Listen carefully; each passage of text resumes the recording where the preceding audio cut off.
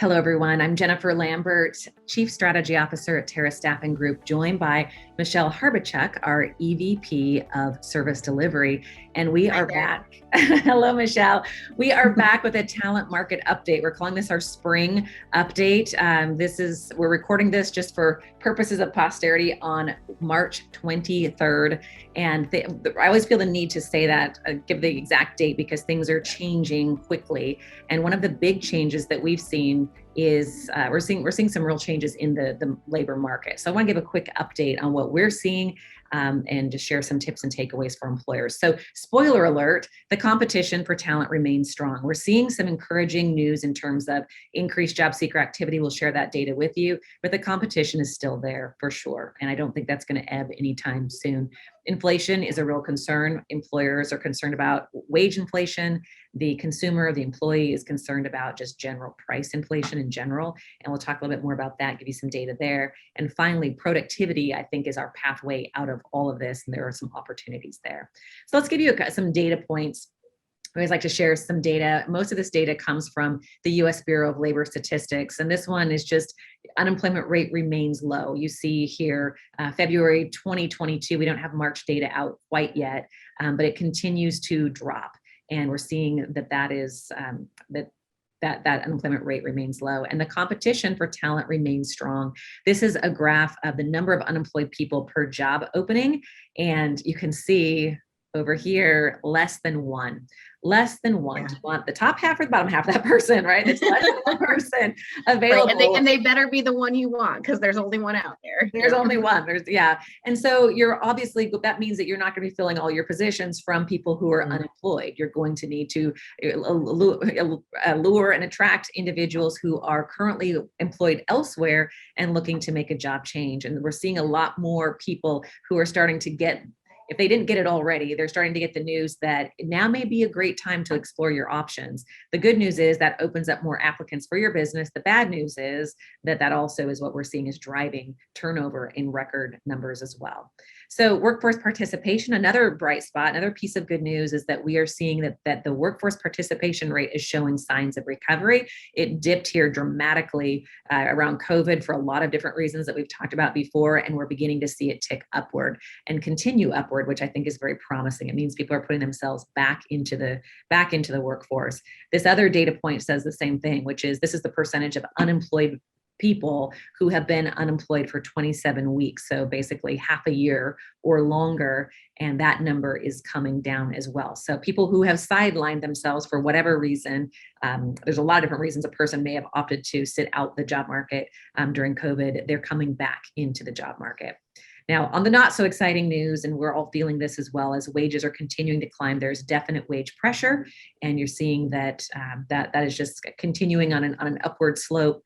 And then larger employers are the ones who are really leading the way with those higher wages. You see at the bottom here, 500 or more workers, pretty significantly higher average hourly wage than employers that are smaller. And the reason they're able to do that typically is larger budgets. And so small employers need to find a way to compete against those higher wages. And that's going to mean differentiating on something other than just the hourly wage.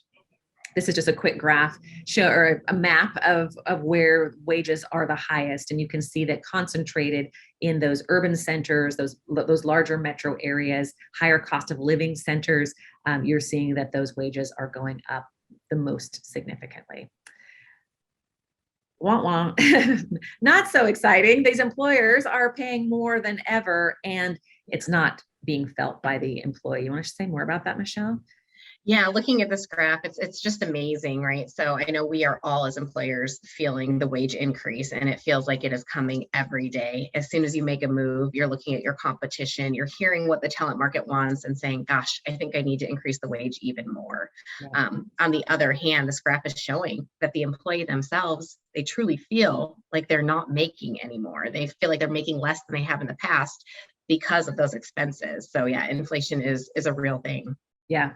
Well, the cost of living and the biggest driver in that cost of living right now, and we're all feeling this every time we go to the gas pump, that you see the higher energy costs are up across the board. energy being the biggest driver. And of course, if you are an employer who is employing individuals who are at the lower end of the wage scale, they're the ones that are feeling this cost of living increase the most. They're the least able to absorb it. And if you're employing an essential workforce that isn't able to not commute, they have to get in a car and, or somehow get themselves from their home to their place of employment, they're the ones that are feeling it the most. And you see here just the general consumer price index. Interesting data. If you like to nerd out on this kind of stuff, you can find this at the U.S. Bureau of Labor Statistics website, and you can drill down into these different cost drivers. But I mean, the big takeaway is it's just moving up, and it doesn't really show signs of abating anytime soon. The good news, there's some more good news. It's a real mixed bag. The good news, more people engaging in job seeking behavior. The other piece of good news is that productivity output is on the rise. You see here this gap, the dark blue line is output and the lighter blue line is hours worked. So for every hour worked, you're seeing more productivity output. This is across all industries, and then even larger gains in manufacturing. So clearly employers are finding a way.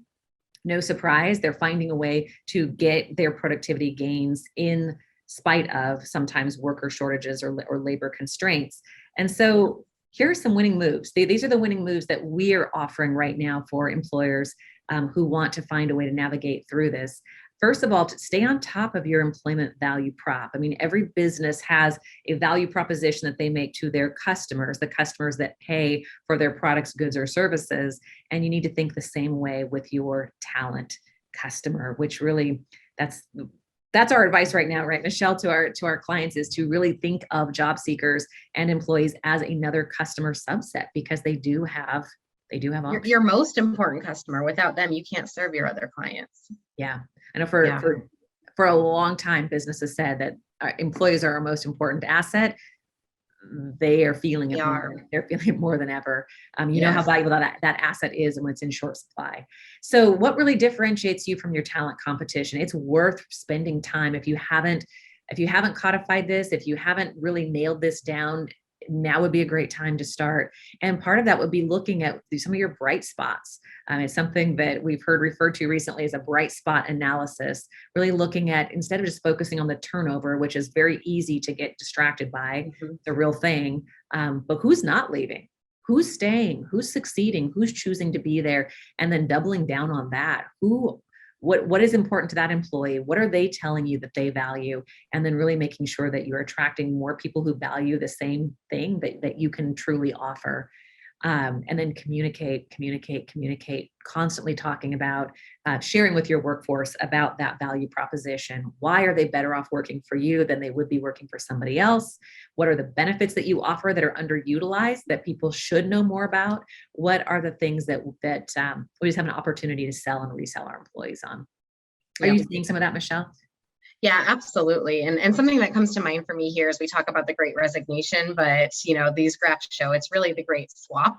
And so anything you can do to really retain your employees and then be able to take in some of those other employees that are looking for a different opportunity, a better opportunity, and that is that differentiation. What can you do to attract them to your business? I think it's such a winning move right now. Agree. Such a great point. It is a swap. And I think it's also an opportunity because business doesn't look the same today as it did 2 years ago. Most of our customers, I would tell you, their businesses look very different today. And so really, if you haven't already done this, thinking about what's the right fit now. And maybe that employee that you desperately needed or was critical to your business in 2020, maybe you need something different in 2022. And it's a chance to realign and think differently about how the work gets done, which would get to our kind of final category of the strategic productivity moves. But sorry, Michelle, I was going to say, and what are your requirements? Who are you marketing to in that talent market? So that may look different now too. So really looking at, when we talk about that swap, what are the types of talents or requirements you need to move into your organization? You may need to adjust that now. Absolutely. Money still matters. I hate talking about money. I feel like we talk about money more. We have to, though. I know we have to. And I feel like we're, we didn't write the mail, we're just delivering it. But the need continues to benchmark your compensation against the market, and the market being all your talent competition. And it may not be the most obvious talent competitor. It may be other industries are looking for that same skill set. And then considering other non-wage incentives. not instead of pay, because you still have to compete. I mean, the data just shows us, and we have it in large quantities because of the large number of employers we serve, the jobs that pay better get filled faster. I mean, that's just the reality. But so you don't want to underpay in lieu of these other non-wage incentives. But if you have opportunities to, in addition to offering competitive pay, do other non-wage incentives, that makes sense. We're seeing some interesting incentives, per our point previously about lower wage earners, or everybody being affected by these high energy costs, the gas prices. We're seeing things like gas cards. We're seeing things like more employers offering free food, free lunches, just doing different things to help, especially if you know that your employee group is being disproportionately affected by this higher cost of living. What could you do in any way to alleviate some of that pain? Yeah, and I think we've seen less focus on overall benefits from employees. They want to look at that hourly wage. That's the attraction for them. However, if you do have incentives, really think, is this an incentive that my employee base cares about? Is this something that supports them and helps them? And so, like you said, gas cards, grocery cards, things that make a difference for that employee now. Yeah, makes sense. It doesn't make sense to send gas cards to people who are working from home, probably as much as that person who is getting in a car and commuting every day. Making strategic productivity moves is again the other opportunity in the midst of this great swap, this great realignment, the great reshuffling.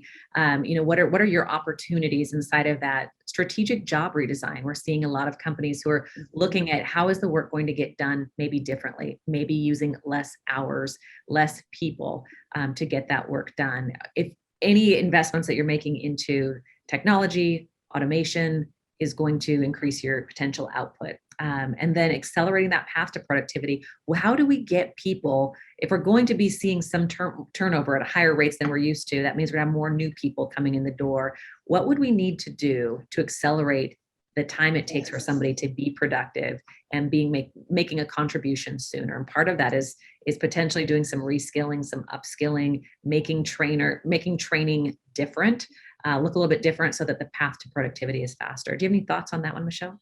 Yeah, I'm very passionate about this. I'm always talking to our clients about this. If you can get them in the door, now this is your opportunity to keep them. And part of that is helping them feel welcome. So look at your onboarding process. Make sure that your onboarding process is effective, it's efficient, it's welcoming to the employee. And then, like you said, Jen, look at that training process. How quickly can you get people up to skill, not just for productivity, but for retention? Because the faster somebody feels successful, the happier they are. So can you replicate your training process? Are you effective with it? And does it help somebody feel successful faster?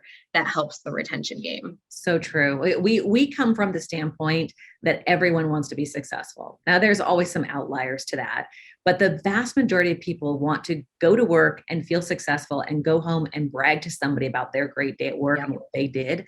And so the faster we can get them to that point, the more you're going to have engagement and potentially head off turnover.